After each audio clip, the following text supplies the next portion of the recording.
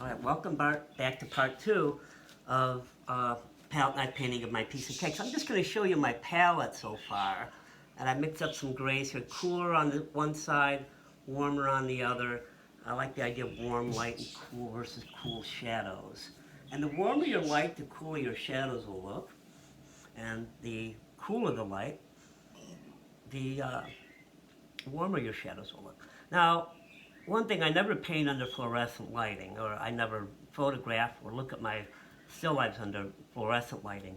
I always like to use natural lighting whenever possible, or an incandescent light, regular light bulb, in other words. All right.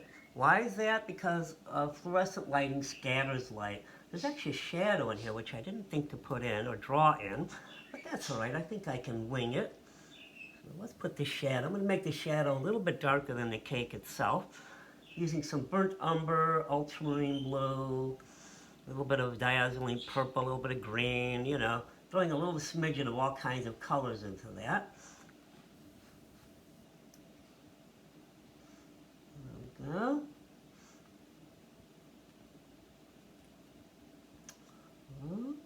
Okay. Now if I want that cake to look like the shadow going behind the cake, simple solution, I'll darken it and cool it off a little bit. So I'll make it darker here. See, dark recedes and light comes forward. Very important, look at that, okay? Very important thing to kind of think about. Because actually we're creating an illusion, aren't we, of a piece of cake on a flat canvas. And my canvas is 11 by 14 inches, in case you're wondering what the size is. Now, that reminds me about that. I think Picasso supposedly said, art is a lie, all right, that you use to tell the truth. I love that because, some people think that, no, art should be, or painting should be accurate. And I'd say, well, okay, I don't disagree with that completely, but I think more importantly, rather than being accurate, painting should be believable. You don't have to be accurate. I could move this cake left to right down so I could change the colors in here, right? That doesn't matter. As long as when I'm finished with the painting, you can say, oh yeah, that's a painting of a piece of cake. Obviously, that's a good painting of a piece of cake. We'll see. We'll see. What I like about doing this video, too, is making me really work fast. And I feel like I create a lot more happy accidents when I'm working fast. It's just things I didn't plan on that happen when I have a lot more time in my studio and I'm plodding along and, getting distracted. That this kind of really puts the pressure on, and I do work quicker, looser, little things happen, and I go, oh, that's interesting, I like that.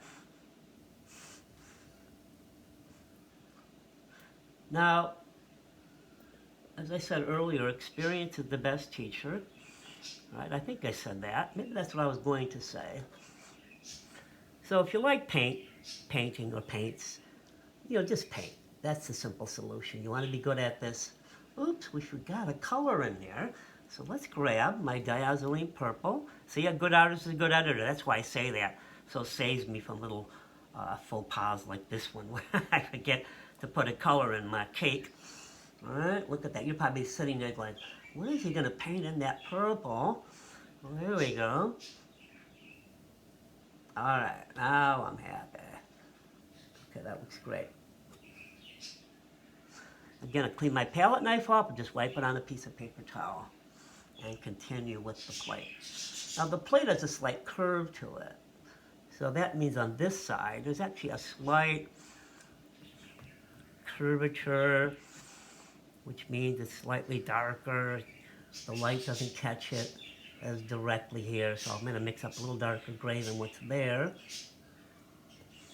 to hopefully create that effect.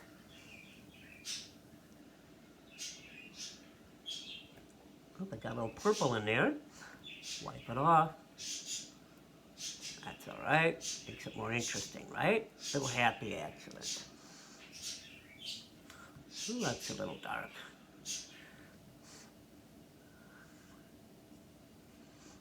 All right, there we go. Now, I find drawing the plate in really challenging. So I find the grid helps me to really draw that ellipse in for the plate. You know, I could probably do it freehand, but it would take me twice as much time. And on the other side here, it's going to be a little wider because this is curving up towards our light source. So I'll make that a little bit lighter in here. I could even continue that into the shadow a little bit. So in other words, my shadow here, a little bit lighter gray, can reflect that effect. Oops, that's all right, work it in there.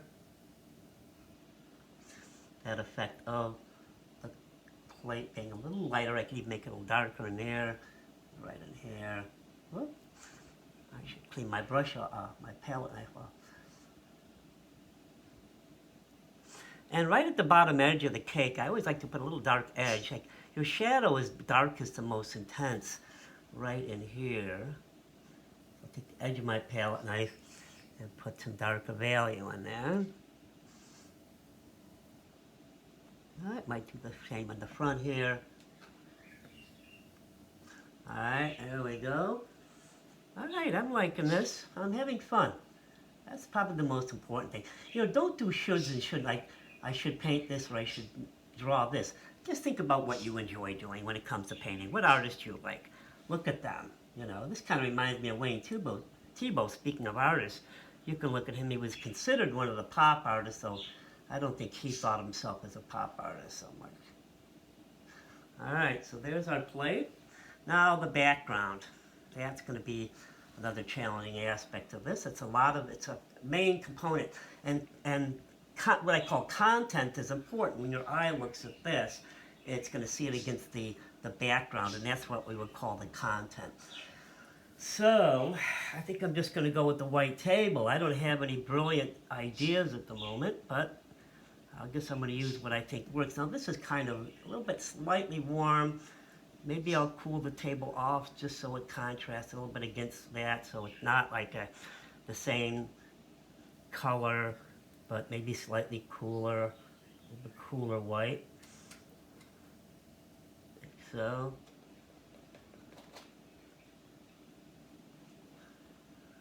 And there's a little shadow under the plate up here, you can see. Maybe this would be green. I should put a little green in here. I'm going to try that. Sometimes you just got to try stuff. That's how you learn, right? You try stuff. Everything you know how to do well, right? You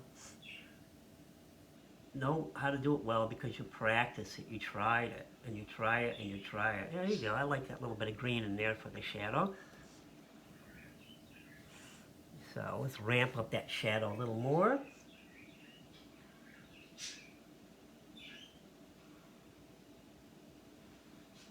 Alright. Coming along, and that shadow comes out. Here, I could have drawn that shadow in too, in retrospect, but you know, it's okay. I didn't, so.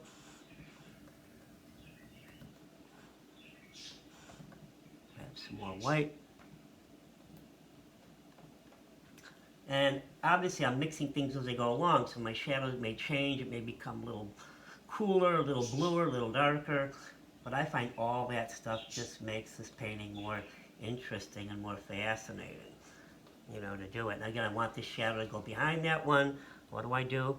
I darken it, cool it off a little bit. There we go. See how that defines the edge of our plate?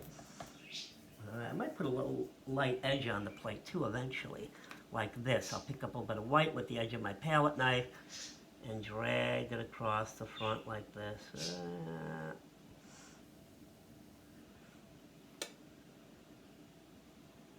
And put a little white edge there. We'll see. Alright, so let's keep going with the table. Let's see. Now coming up to 10 minutes again. So I'm going to stop this, and then we'll do the background. So this will be part 3.